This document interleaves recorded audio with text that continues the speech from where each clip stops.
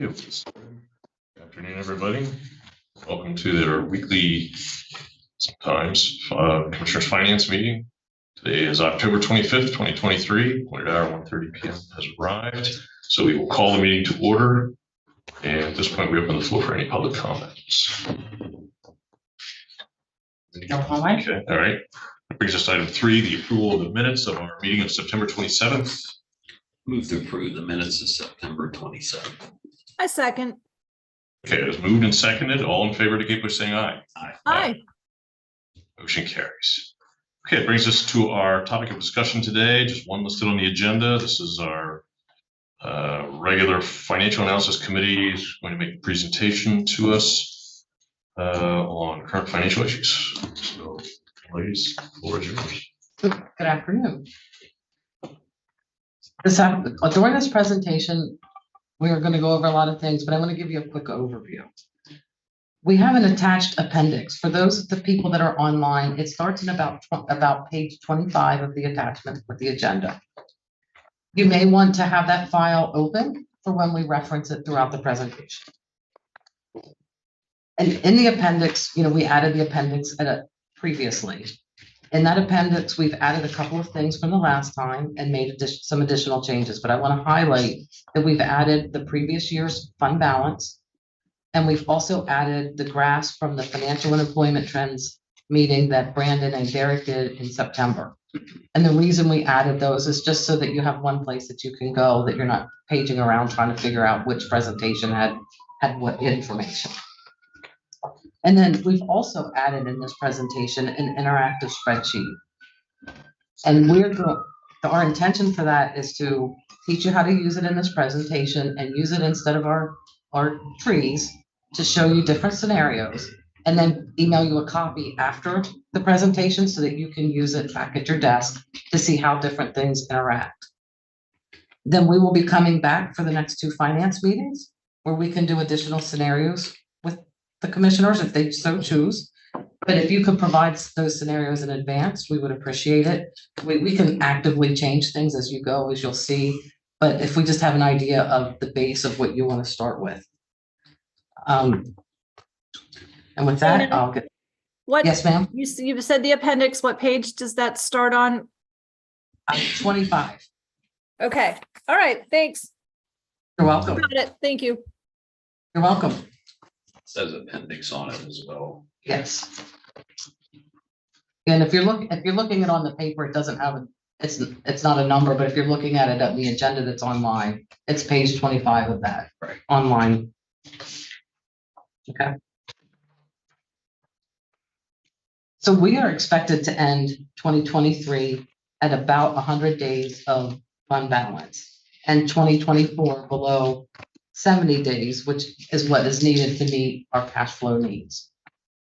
So a long-term plan is needed to maintain that 100 days, and the things that we need to plan is the millage changes and other changes that are necessary. How we utilize the one-time money will materially impact the days of fund balance. And as we go through this, we'll show how using that one-time money temporarily helps you, but in the long run, it starts widening the gap for what we need to do to decrease the differences between our revenues and expenses. So the little graph on the chart is showing the days of fund balance since 2020. As you can see, our days started decreasing in 2021. If we didn't have the additional funding that we were given from CARES and ARPA, we would have been started talking about the changes that were needed to make then. But the money that we received from the federal government was intended to help get through the pandemic without having to make changes and burden people that were going through the pandemic at that time. So the one-time money was intended to get us through a temporary period, but it also creates that bigger gap when you need to respond at a later time. So we've had some major changes from our previous projections. The material parts of that is that interest revenue increased. MHIDD subsidy decreased due to a one-time payment from the state. And how we are allocating the county grant programs, which is some of the one-time money. And of course, one-time monies are temporarily funding some of our costs. And we've also had projects delayed. Great question. So the chart that's here on this first page, past the title page, lists the years and the days of fund balance. Is that the end of year number or the beginning of year? That's the end of the year. End of year number. Okay. Which is technically the beginning of the next.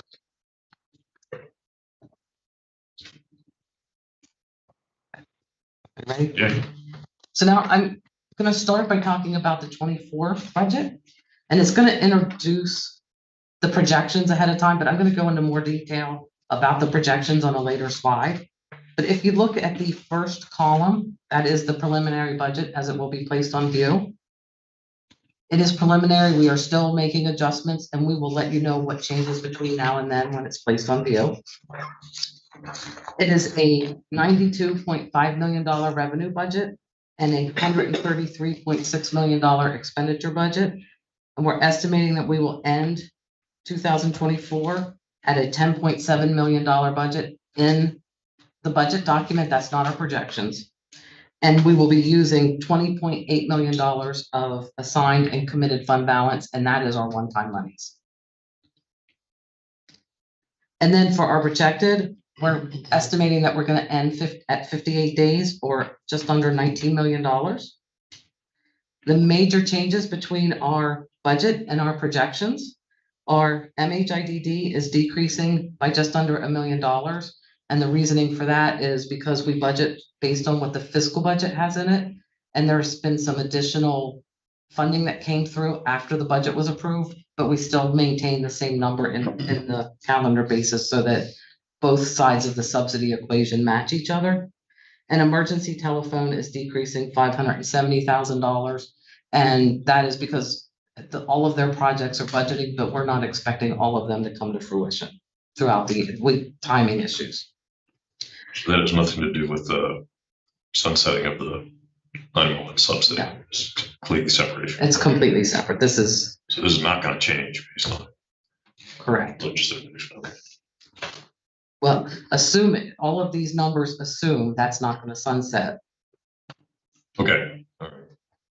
So this is best case scenario. Could be, yes, if 911 sub is not extended. Right. That would materially impact the numbers in a negative manner. Yeah. Okay.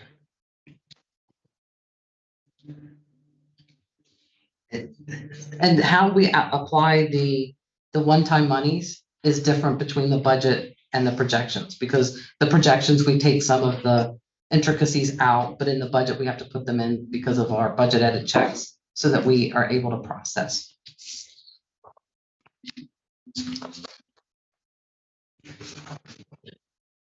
This is a visual representation of where we're expecting to end 2024 with the fund balance, and we are about at 58 days, which is just below the red zone of the fund balance thermometer. I want to caution you with that is normally where we have cash flow issues. I said normally because right now we have the county grant funding on hand, which we have higher fund balances, but we are expecting to spend that down. So we really can't count on that money, but the fund balance requirements are a little bit lower right now, but they will bounce back up quickly as soon as we start spending that money, and we are spending it currently.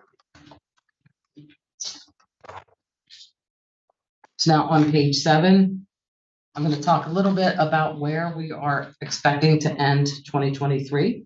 Our current projections is just under $31 million for 107 days of fund balance. That is an increase of about $2.5 million since our May projections.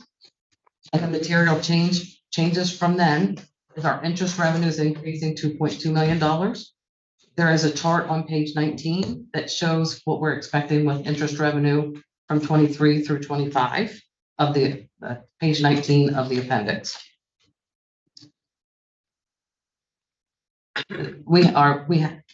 Our current interest rates are about 5%, which is substantially up from the beginning of the year. And we also have the large cash balance on hand from the revenue replacement from the federal government. And we are spending that down. MHIDD subsidy is decreasing by about $2.4 million. The majority of that is related to a one-time payment that we received from the state of $1.9 million. We have not currently received how that has to be applied, but for these assumptions, we applied it fully to 2023. It could end up impacting not being in 23 and impact 24. And capital, we are having timing differences between our original projections, so they will be in 24 instead of 23. And then the negative impact of fund balance is all allocation on how we were allocating the county projects. We have more information now on what is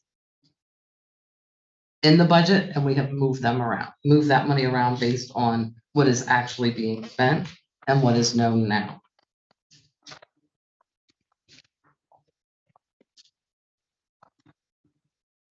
Now we're going to move into the projections from 23 through 27. And I'm going to start by talking about the differences between the 23 to 24 projections. And that is on page 10 of the appendix. The actual specific information between the projected 23 and 24.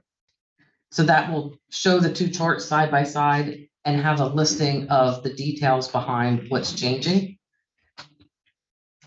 The major changes are interest revenue is decreasing by $1.4 million. And that is because we are expecting the interest rates to decrease slightly, but we're also expecting our cash balances to decrease materially. Revenue replacement is fully done and is out for 2024. In addition, we have salary increasing 7.2%, and our subsidy is increasing $3.9 million, and that is related to MHIDD and 911.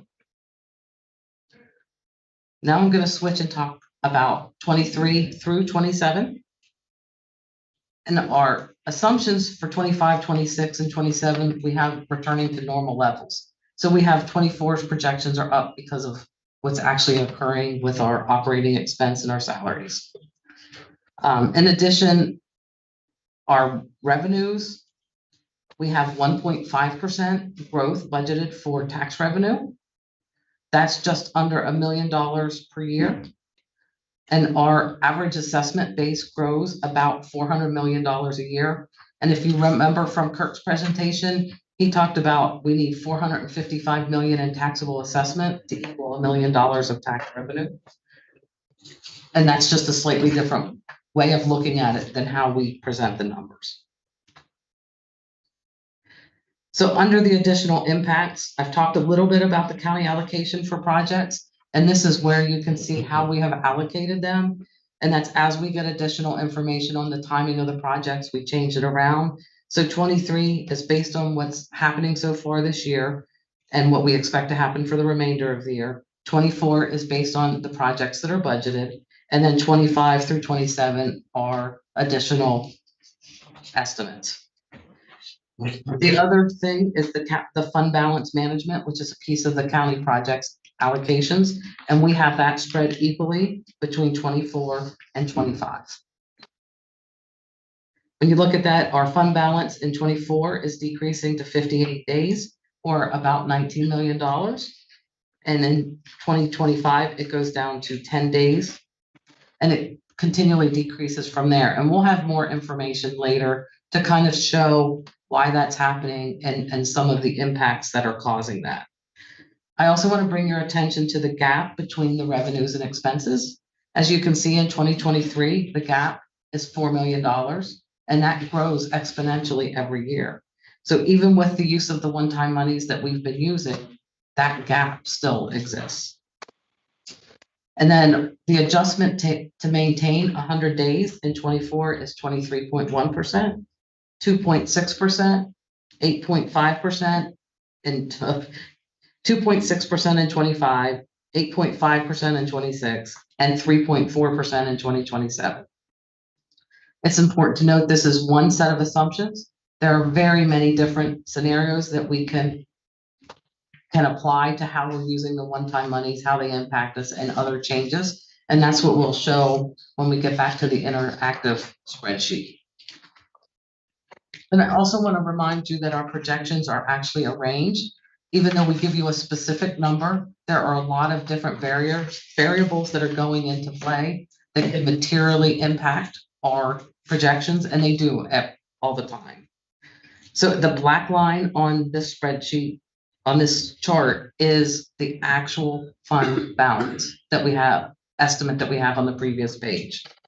The graph is showing you with the assumption that we could go 5 million up or 5 million down. So as an example, in 2023, we could be in the green zone or the yellow zone based on our projections. And as you go to the out years, that increases over time, the gap between it. In these assumptions, we used a $5 million difference.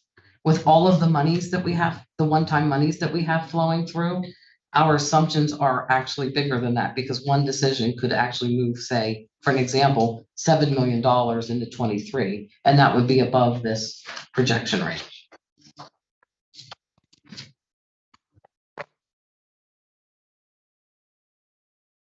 This is another way of showing the fund balance, and it actually gives you some historical perspective back to 2019. And as you can see, from a dollar perspective, fund balance started decreasing between 2020 and 2021, and it continues to decrease at an accelerated rate over time. Historically, when this starts happening, we would start talking about the changes at that time. But we had the one-time money coming in that was designed to help keep us from making changes and doing a millage change during the pandemic. But what that does do is it creates a bigger drop off the further down the line that you get. So as you can see from this graph, between 23 and 24, it goes right from green to red. There's no longer a yellow zone.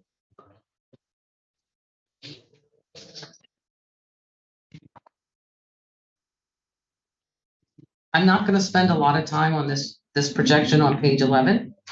It shows what happens if MH and 911 get additional funding.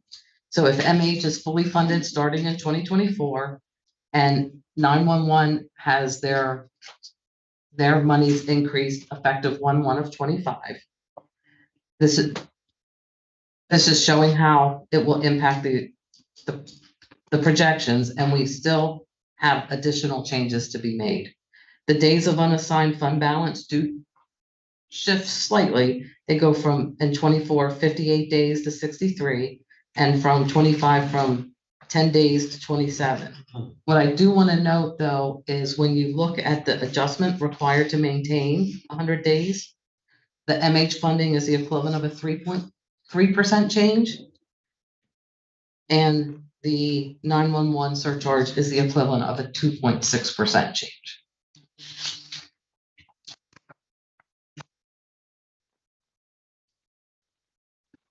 So for the past few years, we've talked a lot about the impact of the county grant program to our fund balance and how it's helping to stabilize our fund balance temporarily, but how the fund balance is going to shift quickly.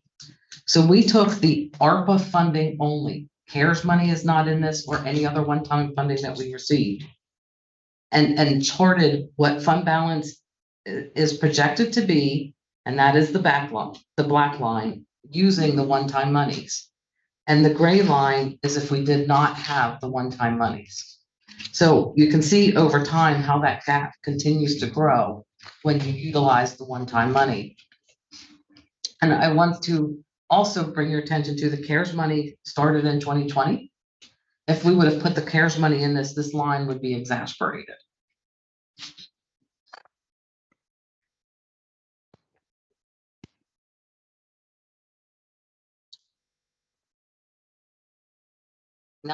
to page 13. Our county millage, or real estate tax revenue is regressive in nature. What I mean by that is when you apply constant dollars to that, the buying power is not the same this year from next year if we don't make a millage change. If you have income tax or sales tax as people's income or what they purchase, the taxes naturally goes up. With the millage rate, it doesn't change. This chart is showing the impact of that, including the current growth that we have. Our growth currently is just under 400 million in assessed value annually. So when we apply the constant dollars, you can see in the 21, 22, and 23, the differences. And the change that is shown there assumes, like in 22, that is assuming the change in 21 occurred. The estimated growth to have maintained this 2014 constant dollar is an additional 2.45, about a $2.5 billion assessed value increase. To put that in dollar perspective of what it means to us, in 2014, we had $50 million in spending power. In 2023, we had $44 million in spending power. Now, this chart doesn't take into account that the growth assumes that everything stays the same. So that would assume that there's no growth in the county, there's nothing else going on. No added debt, we don't have to add any services related to the county growth. There's absolutely no changes. If you take the natural growth that we have in the assessed value out of this equation, the buying power that we have in 2023 is the equivalent of $40 million instead of the $50 million in 2014. And that is a 38% change. So what we were able to buy with our tax dollars in 2014 is not the equivalent of what we can buy currently. You know, I have a question. Yes, Let's say, and I support what I'm about to say. Would a reassessment improve this situation in time? So when we do a reassessment, it does increase the market values, but we have to reset the millage rate so that there's no more than, I believe it's 4 or 5% change. So it does not write this. It would as you get further out because new properties coming on board will be assessed higher than they are now, correct? No, because we reset the millage rate. I know that, but I'll re-ask it at a later date. Yeah, Thank you. you're welcome.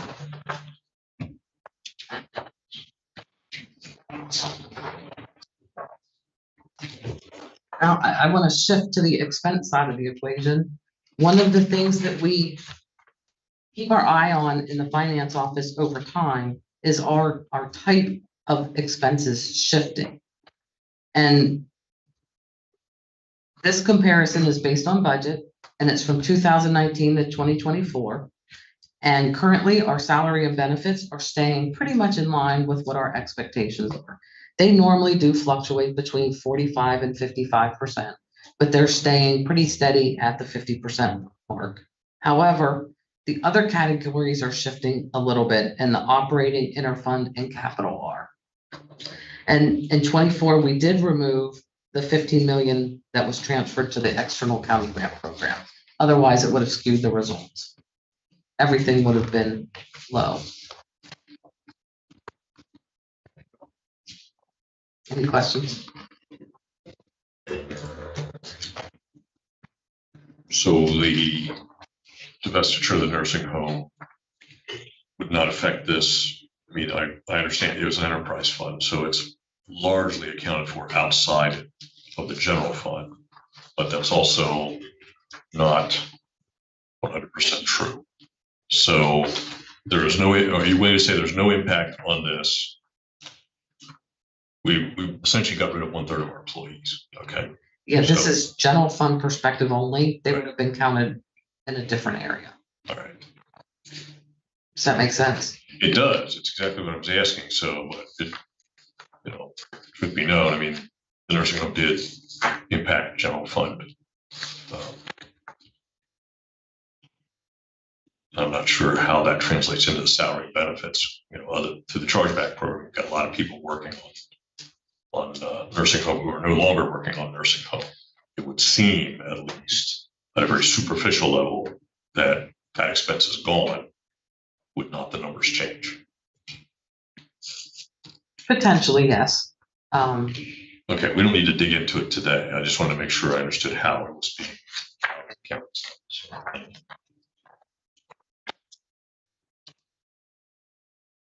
So on page 15, this is looking at our operating expense. Our total operating expense is $32 million, 21 million if we do not include grant expenditures.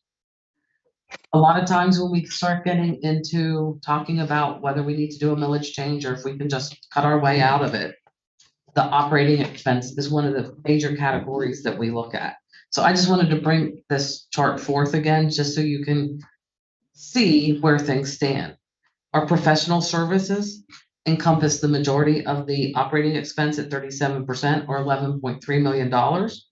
And a lot of that is things that we can't easily change, like prison medical, court mandated legal services, dietary services, election officers. Our payments to other agencies is 8.1 million, and the majority of that is pass-throughs to other organizations like the library tax and the redevelopment authority. Now, on the upper right-hand corner is where office supplies is. The total office supply budget in the general fund is $2.4 million. However, a substantial amount of that is computer equipment and program supplies. And a lot of the program supplies also are funded by grants or other funding sources. So of our $2.4 million office supplies, there's a lower amount that is actually discretionary and you can't cut it 100%. And we are seeing a lot of pressure points in our operating expenses. And so we thought we would just kind of quickly go over what is changing, what we're seeing some pressure points at.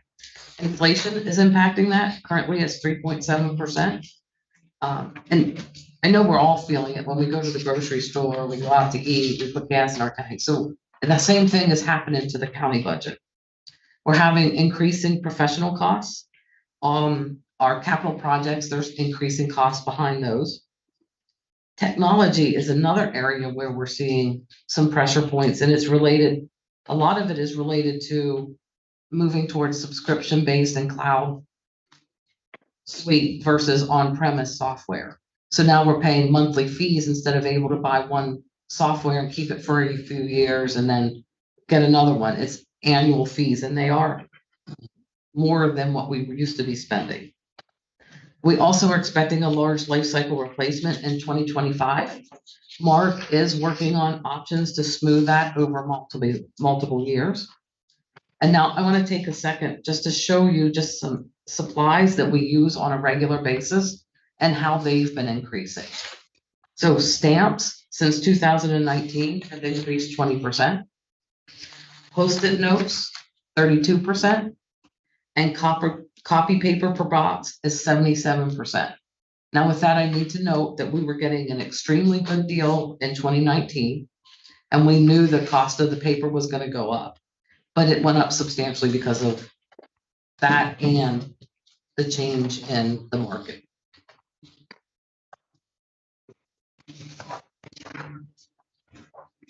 So now we're going, this is the interactive session. The interaction part of the presentation. Brandon and Carrie are going to do this piece of it. And after the presentation, we will email you a copy so that you can work through the scenarios at your leisure. We will be happy to help you if you have any questions, give us a call. Any of us can help you through it.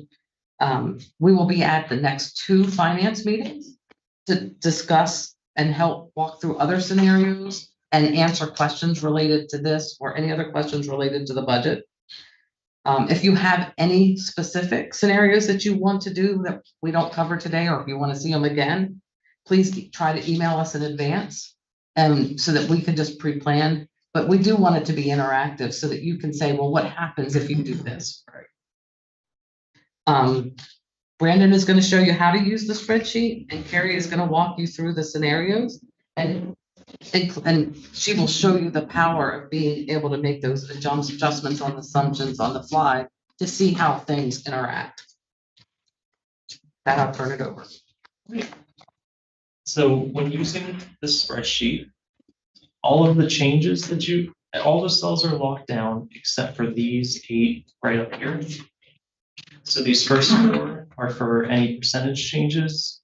We assume that the entirety of the change would be a millage increase for sake of calculations. And then these 4 cells are for any use of one-time monies.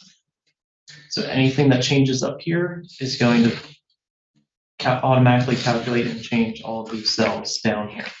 So you can see in real time what the unassigned fund balance would be, days of unassigned fund balance, the gap between revenues and expenses, what change is required to maintain 100 days, and what the new millage rate would be. On the top right corner here, we have how much one-time money is available, and that's including the entirety of the nursing home sales proceeds, assuming that nothing is set aside for a benevolent fund.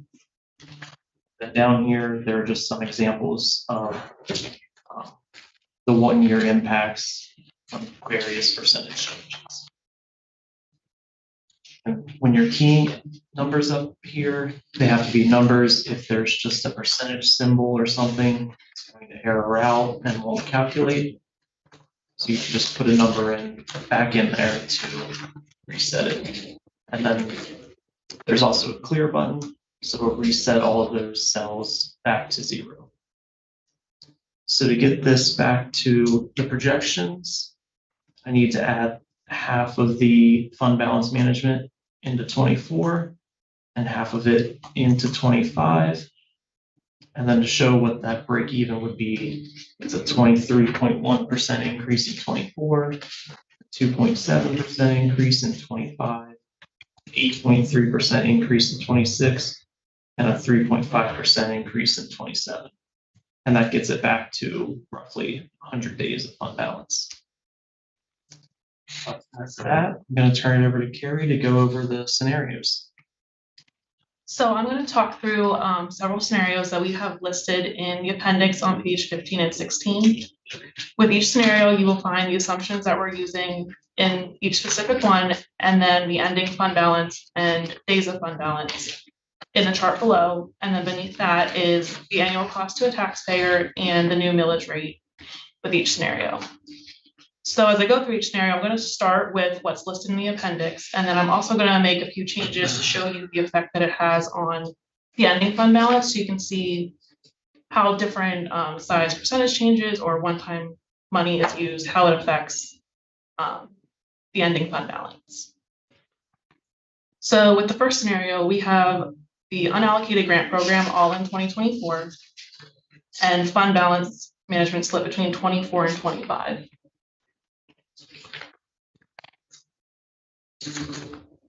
And then to get the days of fund balance of around 100 days, we did 15% in 2024, 10% in 2025, and 10% in 2026. Can I interrupt for just a second? Yeah. The scenarios are on page 15 of the attachment. All right.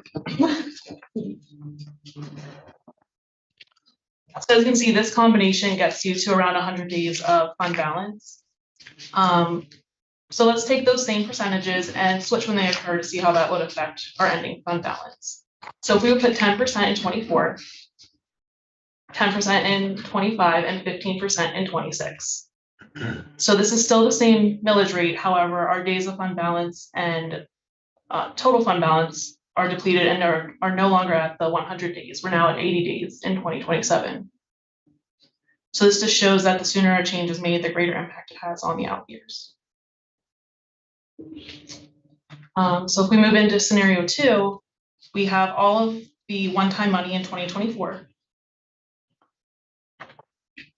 And this will get you to the 100 days of fund balance in 2024.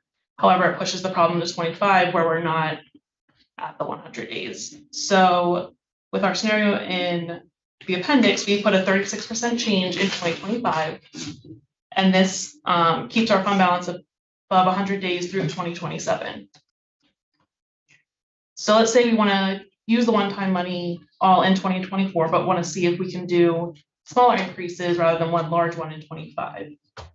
So when you take the percentage out, that blue line will show you the blue line shows you the minimum requirement to reach the 100 days. So if we put 28.7 in 25, 6.4 in 26, and 3.5 in 27.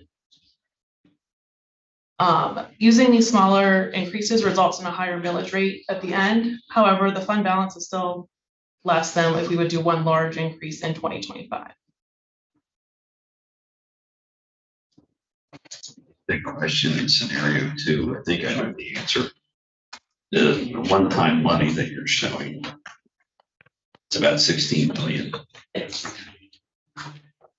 Thanks. Closer to 17, it's 16.8. Yes. It's on the upper right-hand corner of the spreadsheet.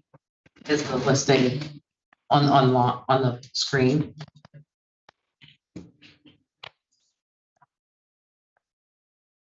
So then with our scenario, our third scenario, we have all the one-time money split between 24 and 25. And we're doing incremental increases in 2024 through 2027. So we have 8% in 24, 12% in 25, 13% in 26, and 3% in 27. And you can see that our days of fund balance are either right around or below 100 days. So we could take these millage rates and change up the order a little bit so that we can do 13% in 24, 12% in 25, 8% in 26, and 3% in 27. And you can see that the millage rate is the same. However, our days of fund balance are much greater than they were with the order we had originally. And then our final scenario takes the unallocated grant program and fund balance management and splits it between 24, 25, and 26 with incremental increases in 24 through 27. We have 22% in 24, 3% in 25, 5% in 26, and 7% in 27. And this scenario will get you around the 100 days of fund balance, and you still have the one-time money from the nursing home to use at a later time. So like with our other scenario, we had one big increase in 25. We can try that again with this one by doing a large increase in 24 of 31%. And this keeps our fund balance above 100 days through 2027. However, if you look from 26 to 27, you can see that fund balance is beginning to decrease again. So with that, I'm going to pass it back to Dana to talk about what these kind of changes would mean to a taxpayer. Are there any questions?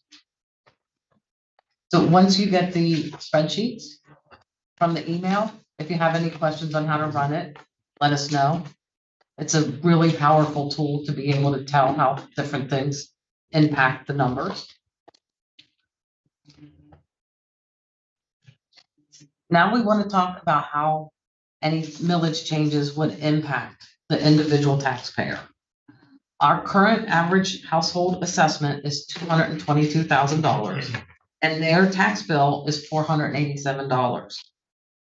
The county's median household income is currently $77,000 as of 2021, which is an increase of 25% from 2014. Is that real dollars or is that adjusted for inflation? No, it's not adjusted for inflation. Okay.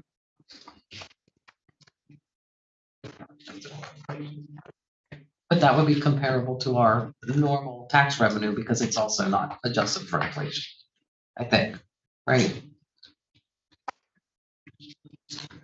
Another way of showing this is in 2014, a resident's income of $100 paid 80 cents of county real estate tax. In 2021, that $100 is now $125 as they've had natural increases in their income. However, the county continues to have 80 cents in income from that same taxpayer. The buying power of our tax revenue has not been maintained at the same level of the buying power of our residents. It is just a graphical representation of what our tax revenue, how our tax revenue changes in comparison to resident income. Now we would like to show the impacts of the millage changes to a taxpayer. A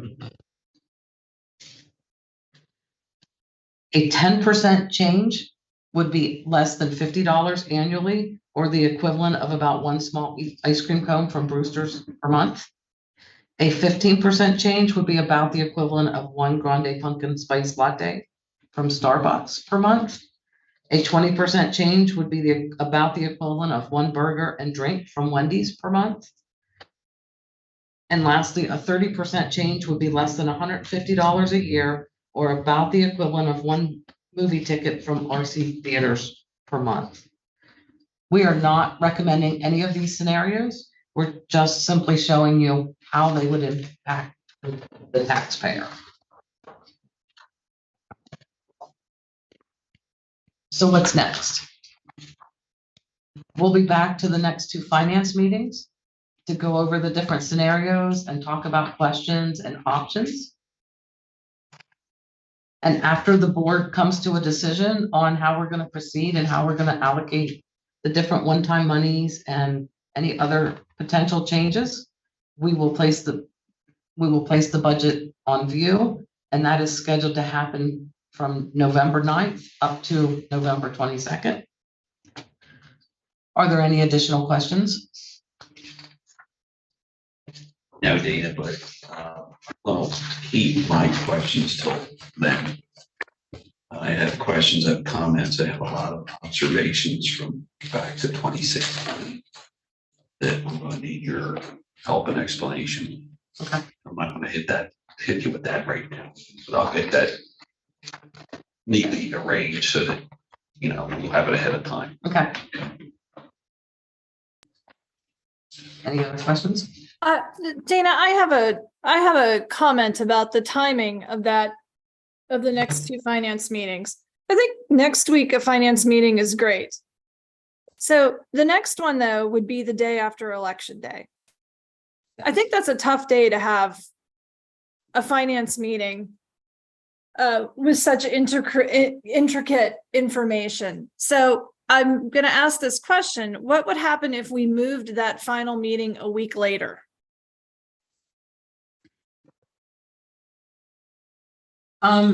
We could do that.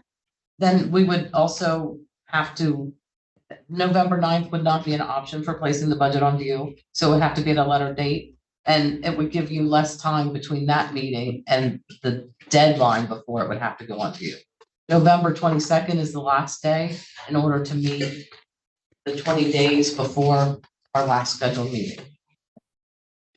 I'm just throwing it out there. It certainly is not up to me individually, but I am throwing it out there.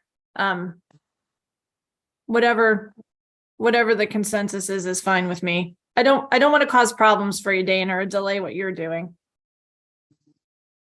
But we can postpone it. It actually will give you less room to make the decisions, because we would then be up against the November 22nd deadline.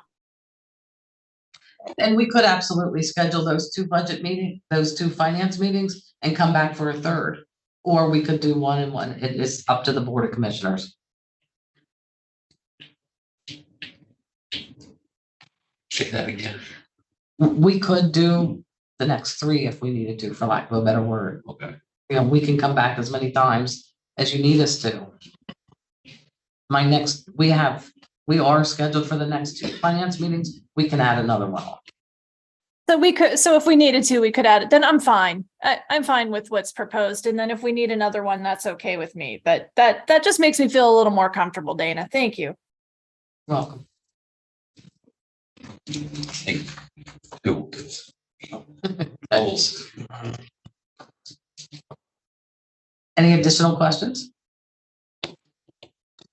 I have none at the moment. Thank you. Presentation. I don't have any at the moment either, Dana, but I'm gonna have tons. So I appreciate the opportunities to meet again. Thank you. You're welcome. Okay, if there's nothing else, we'll move on to item 5, which is our business. Any additions to that? All right, I'll entertain a motion for adjournment. To adjourn.